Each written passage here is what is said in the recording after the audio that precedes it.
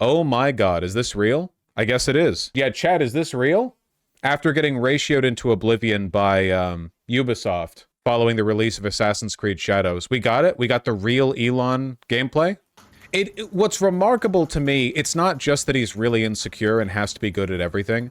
What really gets me is that he's so unintelligent that he can't think of a more subtle way to be mad and crash out. You know what I mean? Like it literally get a Assassin's Creed Shadows Ubisoft gets 600k likes making fun of him for faking gameplay, and like the next day he has to have someone recording him playing the game. How do we know someone else is playing it? Dude, who cares? It's so funny how easily he it's not even a matter of taking the bait. It's more like he dives his head into the water when there's no bait there. Like someone points at the water and says, dive your head into it, and he just does it. Well, it looks like he's doing great. Anyway, this isn't really relevant to what I wanted to talk about. What I wanted to talk about is Elon Musk is trying to buy another election. So this is for the Wisconsin Supreme Court election, the one that'll decide whether the court is 4-3 liberal or 4-3 conservative. And the conservative option for the courtship is a freak MAGA loyalist who will do or say anything that benefits them. And the liberal option is just like a fine person. Elon's trying to buy this election, probably because my understanding is that the composition of the Wisconsin Supreme Court will have a huge effect on the outcome of a lawsuit pending in the state. I'm not sure. I'm really more interested in the buying the election thing. So he tweeted this. On Sunday night, I will give a talk in Wisconsin. Entrance is limited to those who have voted in the Supreme Court election. I will also personally hand over 2 checks for $1 million each in appreciation for you taking the time to vote. This is super important. So just very unambiguously buying the election, like straightforwardly, in any sane world, this would be illegal. This is illegal in Wisconsin. In Wisconsin, you cannot offer anything of value in exchange for a promise of a person's vote. So he hastily deleted this tweet and responded with this. To clarify a previous post, entrance is limited to those who have signed the petition in opposition to activist judges. So there you go. It's not in response to the election anymore, the actual process of voting in the election. Obviously, like it's a joke, it's a horror show, it's a reminder of how easily our fragile laws can be broken and trodden on by people with the money and power to, like, you know, flout the law. Isn't this even more blatant? I mean, no one doubts what he's doing here. It's not like anyone sincerely believes this isn't buying the election. The right just likes the fact that he's trying to buy the election, you know? When the Soros memes become real, but it's the right wing. Yeah, I wish we had a Soros man. Would do anything even like remotely as socially detrimental, just even slightly, as this. Rooting for Soros. You really shouldn't. He's not as left wing as the hype might lead you to believe. You know, rumors of George Soros being an Antifa activist have been largely overstated, I'm sorry to say. Yeesh. Anyway, we're not getting any good news on this one. The Wisconsin Attorney General sued to stop this very obvious, very unambiguous, very illegal buying of votes, and it was turned down. It was denied by the judge that got assigned the case. The AG has appealed. A Wisconsin judge on Saturday declined to stop billionaire Elon Musk from handing over $1 million checks to 2 voters in the state at a planned rally days before the closely contested Supreme Court election. By the way, to be clear, this is the election that Progressive Victory is currently fighting for. The one that you recall a few days ago, I had someone on, we talked about it. This is that election. Same one.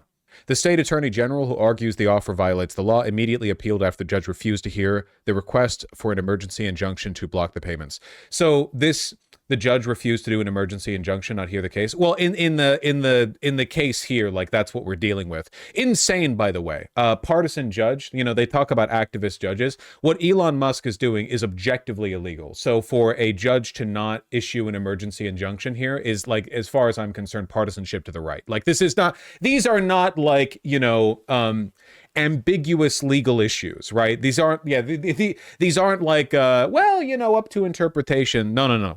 Musk plans a rally Sunday in the rally. where he intends to give a pair of Wisconsin voters $1 million each for signing an online petition against activist judges. He is also offering $100 to anyone who signs it. He previously gave $1 million to a Green Bay man who signed. He has contributed more in the past 4 years to the election personally than I think like anyone ever. Essentially, he's the most financially involved electioneer in, at the very least, recent American history. I don't know if you want to count for inflation. You go back and like Rockefeller dropped $10 on a presidential candidate and that was like worth 10 trillion today. I'm not really sure.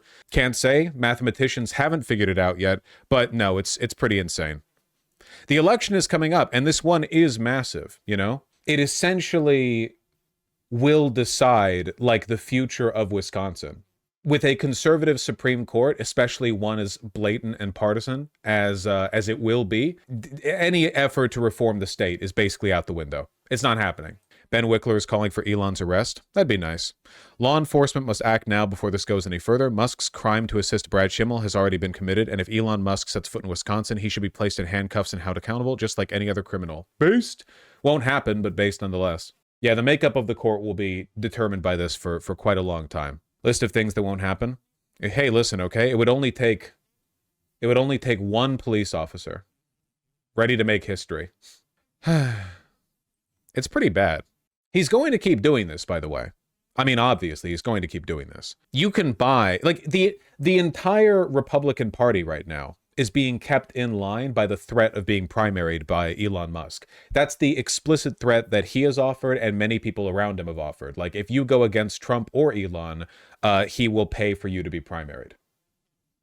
Now, I'm going to be honest with you. I don't actually know how much the needle can be swung by the involvement of somebody like Elon Musk. How much can you buy an election, right? Like, realistically, what margins are we talking about?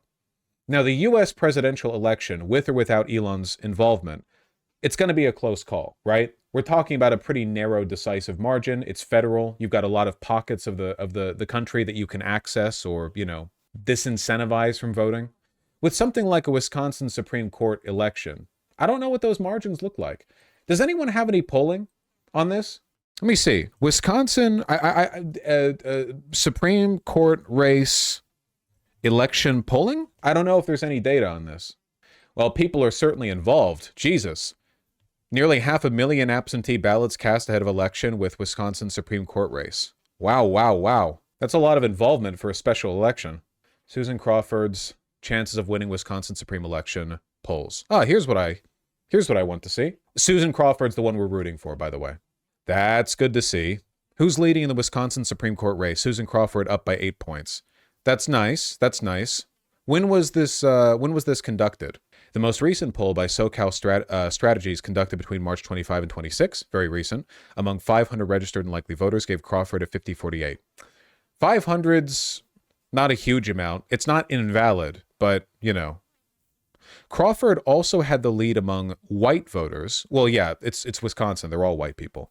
89% of black voters backed Crawford. No black voters backed Schimmel, while 11% said they were undecided. That's funny.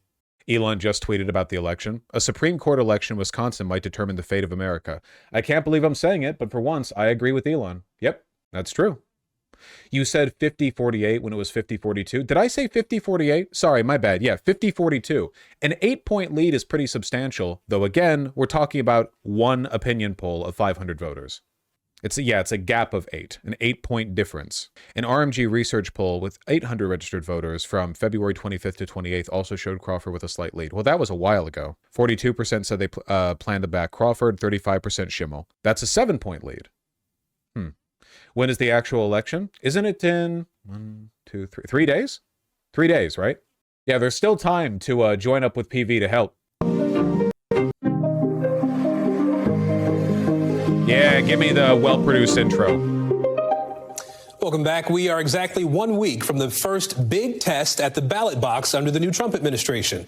And that brings us to a new installment of our series, America Block by Block. It's an ongoing look at the coalitions reshaping politics in this country. I said this before, but one of the reasons why this election is so important, like so overwhelmingly important, is that it's a metric test for whether or not the administration is losing their momentum, right? I've said this, but like my theory, and I could be wrong, I'm just guessing here. My theory is that the reason the administration is doing all this horrible shit so quickly and so early is that they know that these things will be almost universally unpopular. And the more they want to take advantage of their opening momentum. And the more time passes, the more unpopular everything gets, the more they wallow in stagnation. This is exactly what happened with Viktor Orban in Hungary, right? Like, he succeeded in de-democratizing the country and putting his cronies in charge, blah, blah, blah, blah. But because his rule was ultimately, like, bad for Hungarians, unpopularity mounted, and now he's in this weird lame duck position where he's still there, he's still in charge, he's still bad and does bad things, but he no longer has the political mandate necessary for genuine sweeping reform. Does that make sense? Like, eventually you get mired in your own controversies and hypocrisies, and now Orban is getting dog-walked by the opposition, in polling at least. So this is the first real test. It's been just over 2 months. What margins are we going to see? If it's really close, if we lose, that's pretty bad. If we win by a little bit, that's good, but if we win by a decent amount, 3, 4, 5, 6, 7, 8 points, to me, that's an indication, you know? The momentum is beginning to slow. You understand. You're forgetting there are 2 Florida special elections in Congress. I'm not expecting those to swing over to communists or anything. This is a broader, like, Wisconsin. This is a purple states, like, special election to a statewide position, right? This is a big metric, you know? This is a big test. Big test. Today's deep dive, battleground Wisconsin, where voters are heading to the polls to elect a new Supreme Court justice in that state. The contest has gotten a lot of national attention, and millions of dollars are being spent by Democrat and Republican-aligned groups, with much more of the money on the Republican side what a coming surprise. from Elon Musk. Over the weekend, President Trump weighed in, endorsing the conservative candidate here. NBC News national political correspondent Steve Kornacki joins me now from the big board. So, Steve, President Trump and Elon Musk getting in on this race. Democrats, though, think they do have an edge of their own here. What can you tell us? Yeah, Aaron, it's interesting. I think this court race is going to test an advantage that Democrats have had recently, see if they still have it in the second Trump term. And what I mean is you're taking a look here at some recent statewide races in Wisconsin, and you look at the results and you see extremely close race for Senate in 2022. Obviously, Trump winning it by 9/10 of a point last year. The governor's race pretty close in 2022. And then you got this. This is the last state Supreme Court race in Wisconsin, and it was a blowout. It was double digits. Not technically for the Democrat. They're officially nonpartisan races, but that's in name only. These really are essentially partisan affairs. Can you imagine how bad it would make Elon look that even while running like the wealthiest man in the world running an illegal election lottery, he still loses this election by a significant margin? I don't get why this matters so much. If a state is more Hitlerite, does that really matter if the Fed is already Hitlerite? This matters tremendously. Again, it's a metric for how much the momentum is slowing down. Also, as bad as the Trump administration has been, it's not like we've broken up with federalism, right? States do have a lot of swing, and Wisconsin's very important. As a swing state, the ability for them to get anything done within that state. If the Democrats lose here and the Republicans control the state Supreme Court, you know what that means they control in the future?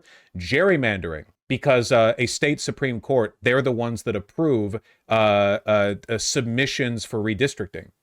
So if the conservatives control Wisconsin's Supreme Court, congratulations, you've now given them a free pass to gerrymander like a motherfucker, and then good luck winning again. Democratic favored candidate winning by double digits in the spring of 2023. And that's the advantage Democrats have had in Wisconsin and nationally the last few years. Off-year elections, oddly timed elections, special elections. The key here is where the turnout is lower. The Democrats have had an advantage because they've had a base that's much more passionate about getting out in those lower turnout scenarios. So take a look at this state Supreme Court race from 2023, and just to give you a sense of it right here. This guy's annoying. He's doing fine. Why be mean to him? Don't we have enough going on in our lives right now without needing to be, like, unnecessarily mean? This was the Democratic favored candidate, again, winning by about 11 points statewide. And one county, I think, really tells the story of this turnout edge Democrats have had in lower turnout races. That's the key. It would be right here. This is Dane County. This is one of the biggest in the state, Madison, University of Wisconsin. And just take a look at what Dane looks like demographically compared to the rest of the state. I mean, look at this. A majority of residents in Dane County, adults, have at least a 4-year college degree. Statewide, that's 33%. An advanced degree, more than 1 in 5 in Dane, crazy. with a graduate degree or above, a higher household income, higher home value, a little bit younger median age here, and also you've seen population growth. This is the kind of place, Dane, in Wisconsin, and really it's the kind of place nationally where Democrats have been really relying on for votes and for turnout. And let me show you what happened in Dane County in that 2023 state Supreme Court race. Look at this. The Democratic-aligned candidate here won the county by 64 points. Now, it's a big county. That is high for Democrats. They usually do in the 50s in presidential, so it's higher even than Democrats normally do. And then there's this. There's the share of the overall vote statewide that came out of Dane, okay? In this 2023 state Supreme Court election, you know, more than 13.5% of the vote, excuse me, almost 13% of the vote, excuse me, came out of Dane County. 13. All right, well, I think we get the gist.